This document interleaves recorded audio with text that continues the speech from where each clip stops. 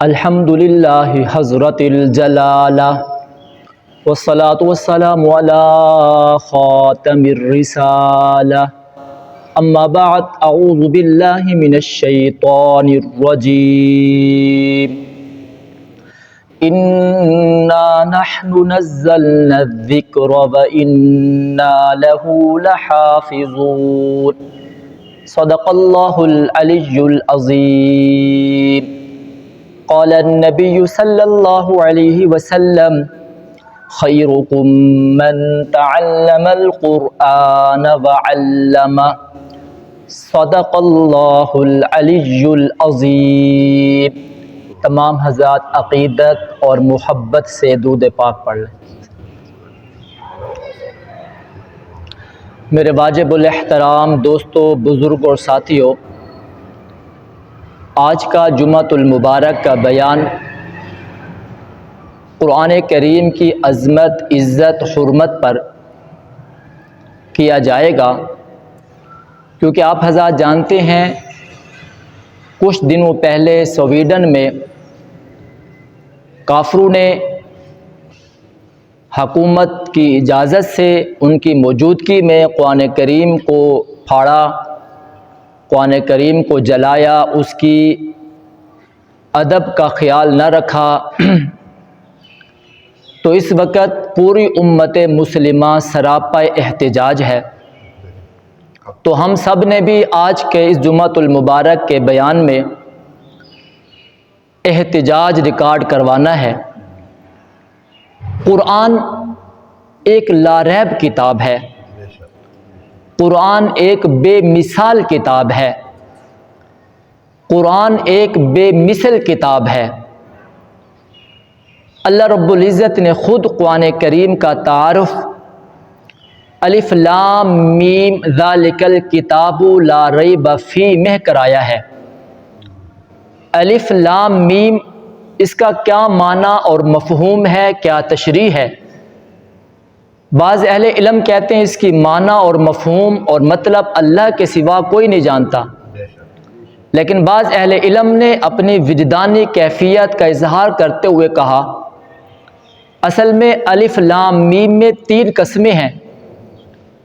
الف اللہ کی الوہیت کی قسم، لام جبرائیل کی صداقت کی قسم، میم محمد مصطفیٰ احمد مجتبیٰ صلی اللہ علیہ وسلم کی عظمت کی قسم۔ میں نے کہا اللہ آپ نے قسمیں کیوں اٹھائی؟ بغیر قسم کے بعد ارشاد فرماتے ہم آپ کی بات کو سچا اور پکا مانتے۔ اللہ رب العزت نے فرمایا میں نے قسمیں اس لیے اٹھائی ہیں، کل کو کوئی آدمی یہ کہے کہ یہ کتاب بے مثال کتاب نہیں ہے، بے عیب کتاب نہیں ہے، تو میں قسم اٹھا کر کہہ رہا ہوں الف مجھے اپنی الوہیت کی قسم، میں نے قرآن نازل ہی محمد کے لیے کیا تھا۔ لام مجھے جبرائیل کی صداقت کی قسم، جبرائیل قرآن لایا ہی محمد مصطفیٰ احمد مجتبیٰ کے لیے تھا۔ میم مجھے محمد کی عظمت کی قسم، میں نے قرآن بنایا ہی محمد کے لیے تھا۔ یہ ایسی عظیم کتاب ہے، ایسی عظیم کتاب ہے، یہ کتاب اللہ نے نہ تو جناب آدم صفی اللہ کو دی، نہ موسیٰ کلیم اللہ کو دی، نہ عیسیٰ روح اللہ کو دی، اور نہ داؤد خلیفۃ اللہ کو دی، نہ یوسف صدیق اللہ کو دی۔ اللہ نے یہ عظیم کتاب اپنے عظیم پیغمبر جناب محمد مصطفیٰ صلی اللہ علیہ وسلم کو عطا فرمائی۔ یہ عظیم کتاب ہے، لیکن کائنات میں اس جیسی مظلوم کتاب بھی کوئی نہیں ہے۔ یہ بہت عظیم کتاب ہے، اتنی عظیم کتاب کہ جب تک یہ کتاب نہیں آئی تھی کائنات کا سما اور تھا، جب تک یہ کتاب نہیں آئی تھی کائنات میں ظلم و ستم تھا، جب تک یہ کتاب نہیں آئی تھی شرک اور کفر کے اندھیرے تھے، جب یہ کتاب آئی توحید کے ڈنکے بجے، جب یہ کتاب آئی اس وقت ابو بکر پہلے بھی تھا لیکن ابن ابی قحافہ تھا، جب یہ کتاب آئی سینے سے لگائی وہی ابو بکر صدیق اکبر بن گیا۔ جب تک یہ کتاب نہیں آئی تھی عمر تب بھی تھا لیکن ابن خطاب تھا۔ جب یہ کتاب آئی سینے سے لگائی وہی عمر بن خطاب فاروق اعظم بن گیا۔ جب تک یہ کتاب نہیں تھی عثمان تب بھی تھا لیکن ابن ابی قحافہ تھا۔ جب یہ کتاب آئی سینے سے لگائی وہی عثمان ذو النورین بن گیا۔ جب تک یہ کتاب نہیں تھی علی تب بھی تھا لیکن ابن ابی طالب تھا۔ جب یہ کتاب آئی سینے سے لگائی وہی علی بن ابی طالب حیدر کرار بن گیا، اسد اللہ الغالب بن گیا۔ جب تک یہ کتاب نہیں آئی تھی معاویہ تب بھی تھا لیکن ابن ابی سفیان تھا۔ جب یہ کتاب آئی سینے سے لگائی وہی معاویہ کاتب قرآن بن گیا، کاتب وحی بن گیا۔ جب تک یہ کتاب نہیں آئی تھی بلال تب بھی تھا لیکن حبشے کا عام غلام تھا۔ جب یہ کتاب آئی سینے سے لگائی وہی بلال چلتا تو حبشہ کے گلیوں میں ہے اور جنت کی حوریں ان کے قدموں کی آہٹ سنتی ہیں۔ عظیم کتاب ہے۔ اس کتاب کے آنے سے انقلاب برپا ہوا۔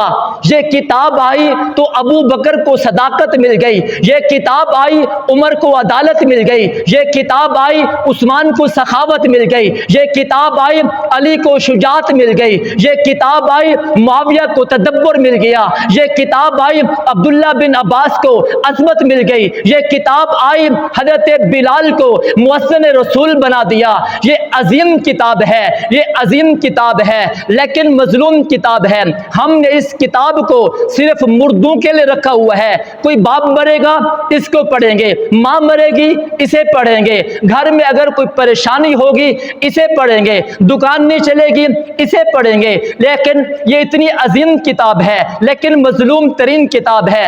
کائنات میں جتنی بھی کتابیں ہیں ان کتابوں پر اتنا ظلم نہیں ہوا جتنا اس کتاب پر ظلم ہوا ہے۔ میرے بھائیوں، انقلاب کی ضرورت پڑے آپ قرآن پڑھیں، حکمت چاہتے ہیں قرآن پڑھیں، علم چاہتے ہیں قرآن پڑھیں، عمل چاہتے ہیں قرآن پڑھیں، منشور چاہتے ہیں قرآن پڑھیں، دستور چاہتے ہیں قرآن پڑھیں، اصول چاہتے ہیں قرآن پڑھیں، انبیاء کی دعوت پڑھنا چاہتے ہیں قرآن پڑھیں، آدم سے لے کر جناب ابراہیم تک، ابراہیم سے لے کر اسماعیل تک، اسماعیل سے لے کر عیسیٰ تک انبیاء کی دعوتیں پڑھنا چاہتے ہیں قرآن پڑھیں، قوم عاد و ثمود کے قصے پڑھنا چاہتے ہیں قرآن پڑھیں، نماز چاہتے ہیں قرآن پڑھیں، زکوٰۃ کے مسائل چاہتے ہیں قرآن پڑھیں، اور روزے کے مسائل جاننا چاہتے ہیں قرآن پڑھیں، اللہ کی توحید جاننا چاہتے ہیں قرآن پڑھیں، جبرائیل کی بناوٹ کیسے ہوئی یہ بھی قرآن نے بتایا، زمین و آسمان کے درمیان خلا کتنا ہے یہ بھی قرآن نے بتایا، آسمان سے پہلے کیا تھا یہ بھی قرآن نے بتایا ہے، زمین سے پہلے کیا تھا یہ بھی قرآن نے بتایا ہے، کائنات کے بننے سے پہلے کائنات میں کیا تھا یہ بھی قرآن نے بتایا ہے، کائنات کے بننے کے بعد کائنات میں کیا کچھ ہوا یہ بھی قرآن نے بتایا ہے، جنت کے بارے میں اس قرآن نے بتایا ہے، جنت کی بناوٹ دیکھنا چاہتے ہو قرآن پڑھو، جنت کی حوروں کے متعلق سوچنا چاہتے ہو قرآن پڑھو، جنت کے نہروں اور غلمان کے بارے میں پڑھنا چاہتے ہو قرآن پڑھو، نیک بننا چاہتے ہو قرآن بنو قرآن پڑھو، طہارت چاہتے ہو قرآن پڑھو، تقدس چاہتے ہو قرآن پڑھو، رب کی توحید کو جاننا چاہتے ہو قرآن پڑھو، مومن کو جاننا چاہتے ہو قرآن پڑھو، منافق کو جاننا چاہتے ہو قرآن پڑھو، کافر کو جاننا چاہتے ہو قرآن پڑھو، اللہ کو پہچاننا چاہتے ہو قرآن پڑھو، اور شیطان سے بچنا چاہتے ہو قرآن پڑھو۔ ایسی عظیم کتاب لیکن مظلوم کتاب، اس جیسی کتاب مظلوم کائنات میں کوئی نہیں ہے عظیم لیکن ہم نے اس کو مظلوم بنا دیا۔ یہ ایسی بے مثال کتاب ہے، اللہ نے قرآن کریم نے اعلان فرمایا ساری دنیا کے انسان نہیں جنات مل کر اس کتاب جیسی کوئی کتاب لانا چاہیں تو لا کر دکھا دیں، ساری کائنات کے انسان عاجز آ گئے، ساری کائنات کے جنات عاجز آ گئے۔ اللہ نے پھر اعلان فرمایا پوری کتاب نہیں لا سکتے تو اس قرآن کی 10 صورتیں جیسی 10 صورتیں لاؤ، قرآن کی 10 صورتیں جیسی 10 صورتیں نہ لا سکے۔ پھر اللہ نے اپنے اس چیلنج سے ہٹ کر ایک اور چیلنج کیا، کہا 10 صورتیں نہیں لا سکتے، قرآن جیسی کتاب نہیں لا سکتے، قرآن جیسی की एक सूरत ला कर दिखाओ। उस वक़्त के काफिर भी, उस वक़्त के मुनाफिक भी इस अमली चैलेंज को कबूल न कर सके। आज 1500 साल गुजर चुके हैं, दुनिया का कोई काफिर, दुनिया का कोई मुनाफिक, दुनिया का बड़े से बड़ा अदीम, बड़े से बड़ा फसीह कुरान की एक आयत के बराबर आयत नहीं ला सकता। ये कौन है? मक्का में एक आदमी रहता है जो हर वक्त गार में रहता है। जब गार में रहता है उसके कई शागिर्द हैं, वो अपना कलाम लिख कर उसके पास ले जाते हैं। वो कलाम को देखता है, समझता है और कहता है ये कलाम ठीक है। एक शागिर्द ने सूरतुल कौसर को उठाया, उठाकर गार के दहाने पे रख दिया। इन्ना आतैना कल कौसर फसल्लि लि रब्बिका वनहर इन्न शानिया का हुवल अबतर। ये 3 आयतें लिख कर उसने रुका जो है गार के दहाने पे रख दिया है। जब गार के दहाने पे रखा है, उस्ताद ने उस कलाम को उठाया है। शागिर्द ने कहा ये मेरा कलाम है, इसे मैंने लिखा है। जब उस्ताद के बाद, उस अदीब के पास, जब उस अजीम इंसान के बाद, जब उस काहिन के पास ये कलाम पहुंचता है, कलाम पहुंचने के बाद उसने जो जुमला लिखा है, चौथी सतर पे जो जुमला लिखा है, चौथा मिसरा जो उसने लिखा है, उसने कहा इन्ना आतैना कल कौसर फसल्लि लि रब्बिका वनहर इन्न शानिया का हुवल अबतर लैसा हाज़ा कौलुल बशर। ये जो 3 सतरे तू लिख कर आया है और आकर कहा ये मेरा कलाम है, लेकिन मैं तेरा उस्ताद हूँ, तू मेरा शागिर्द है, मैं तुझे बताना चाहता हूँ ये किसी इंसान का कलाम नहीं है, ये किसी बशर का कलाम नहीं है। फिर ये किसका कलाम है? कहा ये रब्बुल आलमीन का कलाम है। अल्लाह ने ऐसा बेमिसाल बनाया, इसको चलाओ। अल्लाह ने ऐसा बेमिसाल इस कुरान को बनाया। इब्न मुकन्ना 2वीं सदी का कादिरुल कलाम इंसान था, बड़ा अदीब था, बड़ा शायर था, बड़ा फसाहत और बलागत का मालिक था। लोगों ने कहा हम चाहते हैं आप कुरान जैसी कोई किताब लिख कर दें। उसने कहा 1 साल का खर्चा आप उठा लें, आवाज़ थोड़ी, 1 साल का खर्चा आप उठा लें, मैं इस जैसी किताब लिख कर तुम्हारे सामने पेश कर दूंगा। और उन्होंने साल का खर्चा उठा लिया। 6 महीने के बाद जब इब्ने मुकन्ना से मिलने के लिए गए, देखे तो सही उसने अब तक क्या लिखा है, कितनी किताब लिखी है, कितने सफ़ात लिखे हैं, कितनी आयतें लिखी हैं, कितने रुकू लिखे हैं, कितनी बातें लिखी हैं। लेकिन जब वो उसको मिलने के लिए गए हैं, उसने, लोगों ने उसको जाकर देखा है, वो एक गहरी सोच में डूबा हुआ था। उसके सामने औराक रखे हुए थे, उसके हाथ में कलम था, गहरी सोच में बैठा हुआ था। लोगों ने पूछा हम 6 महीने के बाद आपके पास आए हैं, आपने कुरान की मिसल कोई किताब तो लिखी हो गई, हमने आपका खर्चा उठाया। उसने कहा मैं कुरान की मिसल नहीं ला सकता, मैं कुरान की आयत के बराबर कोई आयत नहीं ला सकता। उसने कहा वो कैसे? कहा मैं जब भी कोई लिखने के लिए बैठता हूँ, कागज पे लिखता हूँ, फिर कुरान की आयत को देखता हूँ, फिर अपने लिखने को देखता हूँ, मेरा ज़मीर कहता है जो कुछ तूने लिखा है ये कुरान की मिसल नहीं हो सकता, ये कुरान की आयत के बराबर नहीं हो सकता। इसलिए मैंने उस वर्क को फाड़ दिया, फिर दूसरा कलाम लिखना चाहा, कुरान के बराबर कुरान लिखना चाहा। लेकिन फिर मैं इस नतीजे पे पहुंचा, जब अपने कलाम को देखा, जब कुरान के कलाम को देखा, मैं इस नतीजे पे पहुंचा मैं कुरान की मिसल ना किताब लिख सकता हूँ, ना कुरान की आयत के बराबर कोई आयत लिख सकता हूँ। ये चैलेंज अल्लाह रब्बुल इज्जत ने 1400 साल पहले किया है। आज के सारे खतीब मिल जाएं, आज के सारे काफिर मिल जाएं, सारे फसीह मिल जाएं, कुरान ऐसी बेमिसाल किताब है, खुदा की कसम कुरान तो कुरान है, कुरान तो लरैब किताब है, कुरान तो बेऐब किताब है। इस जैसी किताब तो क्या कुरान की एक आयत के बराबर भी आयत नहीं ला सकते।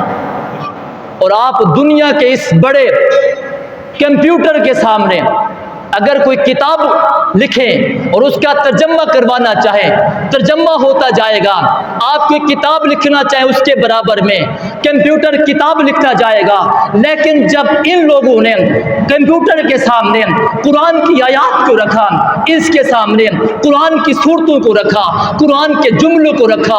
खुदा की कसम दुनिया के इंसान तो आजिज़ आ ही गए थे, दुनिया के जिन्नात तो आजिज़ आ ही गए थे। इतनी बड़ी टेक्नोलॉजी को जब उसके सामने कुरान रखा, वो कंप्यूटर भी आजिज़ आ गया। मैं यहाँ तक मेरा बस नहीं चल सकता, मैं कुरान की मिसल ना कुरान लिख सकता हूँ, ना कुरान की आयत के बराबर कोई आयत लिख सकता हूँ। ऐसी बेमिसाल किताब अल्लाह रब्बुल इज़्ज़त ने हमें अता फरमाई, अजीम किताब। लेकिन मेरे भाइयों, इस कायनात में मजलूम किताब भी कोई नहीं है। हमने तो इसे सिर्फ अपने मुर्दों पर पढ़ने के लिए रखा हुआ है।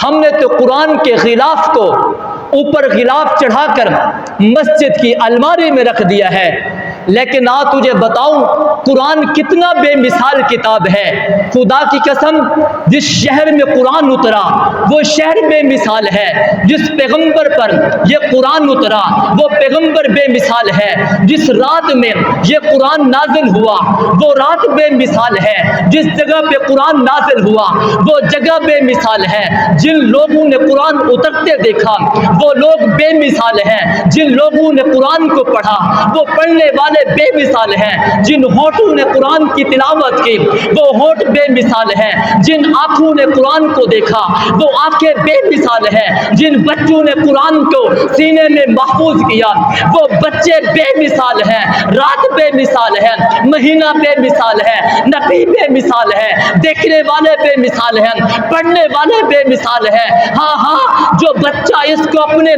सीने में महफूज कर लेता है वो बच्चा भी सारी कायनात के बच्चों से आला बन गया है। ऐसी बेमिसाल किताब अल्लाह रब्बुल इज़्ज़त ने हमें दी, अजीम किताब हमें दी। लेकिन हमने इस किताब को मजलूम बना दिया। पहले हमने कुरान को छोड़ा, कुरान की तिलावत को छोड़ा, पहले हमने कुरान के अहकामात को छोड़ा, पहले हमने कुरान के अहकामात को छोड़ा। फिर दुनिया कुफर ने इस कुरान को जलाया, फिर दुनिया कुफर ने इस कुरान को फाड़ा, फिर दुनिया कुफर ने इस कुरान के टुकड़े टुकड़े किए। ये अल्लाह वहदहू ला शरीक अजीम किताब है जो अजीम उम्मत को दी गई है। मेरे भाइयों, ये ऐसी अजीम किताब है, अगर कोई इसे देखता है देखने वाला बेमिसाल बन जाता है। जो इसको हिफ्ज करता है वो हाफिज कुरान बन जाता है। जो इसकी तशरीह लिखता है वो आलिम कुरान बन जाता है। जो इसकी तफसीर लिखता है वो मुफस्सिर कुरान बन जाता है। और जो इसके साथ यारी लगाता है अल्लाह उसकी दुनिया भी बना देते हैं, आखिरत भी बना देते हैं। मेरे आका सल्लल्लाहु अलैहि वसल्लम इरशाद फरमाते, अल्लाह इस कुरान के ज़रिए बाज़ लोगों को बुलंदियाँ अता फरमाएंगे और अल्लाह इस कुरान के ज़रिए से बाज़ लोगों को अल्लाह पस्त फरमा देंगे। वो कौन से लोग थे जिन्होंने कुरान को सीने से लगाया तो दुनिया के ताज और तख्त उनके कदमों में पड़े हुए नजर आए? वो कौन से लोग थे जिन्होंने कुरान को सीने से लगाया तो बर्रो बहर पर उन्होंने हुकूमत की है? वो कौन से लोग थे जिन्होंने कुरान को अपने सीने से लगाया तो किस्रा का ताज भी उनके कदमों में पड़ा हुआ नजर आया? रूम की ताकतें भी उसके कदमों के सामने भीख मांगती हुई नजर आई। वो सहाबा थे जिन्होंने कुरान को सीने से लगाया। आज हमने कुरान को छोड़ा, बुलंदियों पर थे, जिल्लत की बस्ती में जा पड़े। हमने कुरान को छोड़ा, उरूज पर थे, दीवार पर आ गए।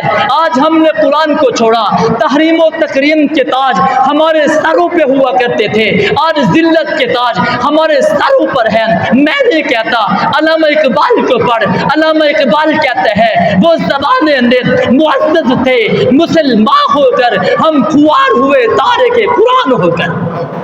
मैं नहीं कहता, अल्लामा इकबाल मरहूम कहते हैं वो लोग ज़माने में मुअज़्ज़ज़ थे, मुसलमान थे, कुरान के कारी थे, وہ قرآن کو سمجھنے والے تھے، قرآن سے شک کرنے والے تھے، قرآن سے محبت کرنے والے تھے، وہ زمانے میں معزز تھے۔ آج ہم خوار ہوئے تارے کے قرآن ہو کر۔ میں نہیں کہتا، شیخ الہند کی زندگی کو اٹھا کے پڑھ، شیخ الہند کیا کہتا ہے؟ شیخ الہند لکھتا ہے، میں 3 سال مالٹا کے جزیرے میں رہا، 3 سال میں نے انگریز کا ظلم و تشدد برداشت کیا۔ 3 سال کے عرصے میں ہر بار انگریز مجھے کہتا تھا شیخ الہند محمود الحسن اپنے کاز کو چھوڑ دے، اپنے نبی کے دامن کو چھوڑ دے۔ میں ہر بار کہتا تھا نہ قرآن چھوڑ سکتا ہوں، نہ نبی کا فرمان چھوڑ سکتا ہوں۔ 3 سال کے بعد جب واپس ہندوستان میں واپس آتا ہے، آ کر علماء سے کہا، علماء میں 3 سال مالٹا کی جیل میں رہا، میں اس نتیجے پہ پہنچا ہوں ہماری ذلت کا سبب کچھ اور ہوگا، لیکن میں سمجھتا ہوں ہماری ذلت کا سبب قرآن کو چھوڑنا ہے۔ جب سے ہم نے قرآن کو چھوڑا ہے ذلت ہمارا مقدر بن چکی ہے۔ شیخ الہند نے کہا آج کے بعد ہم نے قرآن کا دامن نہیں چھوڑنا۔ جب تم قرآن کا دامن نہیں چھوڑو گے اللہ تمہیں عزت عطا فرمائے گا۔ قرآن عظیم کتاب لیکن مظلوم کتاب۔ آج اس کتاب کے ساتھ جو ظلم ہوا ہے، کائنات میں خدا کی قسم ایسی کتاب پہ ظلم نہیں ہوا۔ کتابیں بڑی بڑی ہیں، 100 جلدوں میں بھی کتابیں ہیں، 50 جلدوں میں بھی کتابیں ہیں، کتابیں بہت ہیں۔ لکھنے والے 10 تھے، لکھنے والے 1000 تھے، لکھنے والے 100 تھے، لیکن کسی لکھنے والے نے، کسی ادیب نے، کسی شاعر نے، کسی خطیب نے، کسی قلم نگار نے یہ دعویٰ نہیں کیا کہ میری کتاب بے مثال ہے، میری کتاب عظیم ہے، اس لیے کہ وہ جانتا ہے میں نے کتاب لکھی ہے، میری اس کتاب کے مقابلے میں کوئی ماہر فن اس سے بھی بڑی کتاب لکھ سکتا ہے، لیکن آج تک کسی نے چیلنج نہیں کیا۔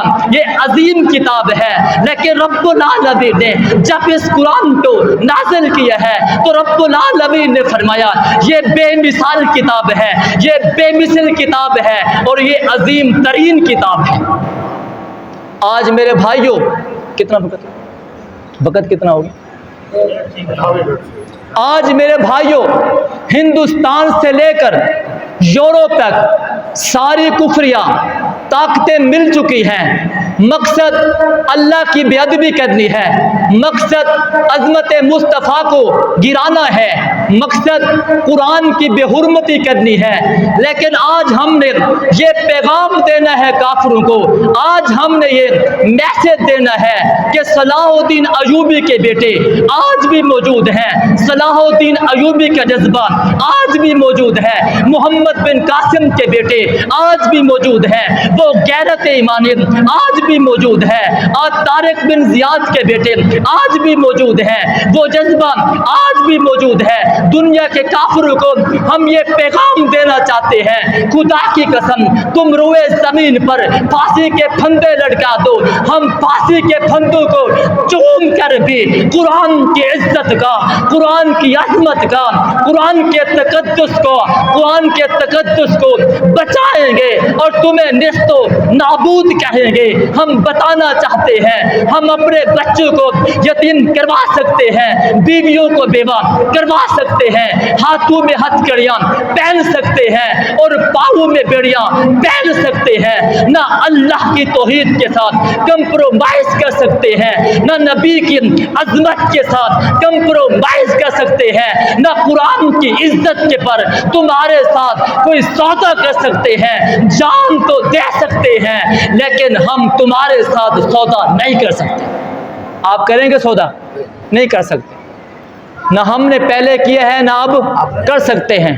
آج ہمیں متحد ہونا ہوگا، آج ہم نے اپنی طاقت کو سوشل میڈیا کے ذریعے کافروں کو دکھانی ہوگی کہ مسلمان کتنا متحد ہیں۔ تو ہم نے پروگرام رکھا ہے حرمت قرآن ریلی کا انعقاد کیا جا رہا ہے، 2 بجے انشاءاللہ یہاں نالے والے پل سے اس ریلی کا آغاز ہوگا اور پھر انشاءاللہ چلتے چلتے تھانے والے چوک میں پہنچے گی اور پھر حرمت قرآن پر بات ہوگی، عظمت قرآن پر بات ہوگی۔ میں سب دوستوں کو دعوت دوں گا، آج سارے کاموں کو چھوڑ کر عظمت قرآن کے لیے ہم نے وقت نکال کر اور دشمن کو للکارنے کے لیے، صلاح الدین ایوبی کا جذبہ دکھانے کے لیے، محمد بن قاسم کا جذبہ دکھانے کے لیے ہم نے روڈ پہ نکلنا ہے اور قرآن کی عظمت کا ترانہ گانا ہے، قرآن کی عظمت کا نعرہ لگانا ہے اور پیغمبر کی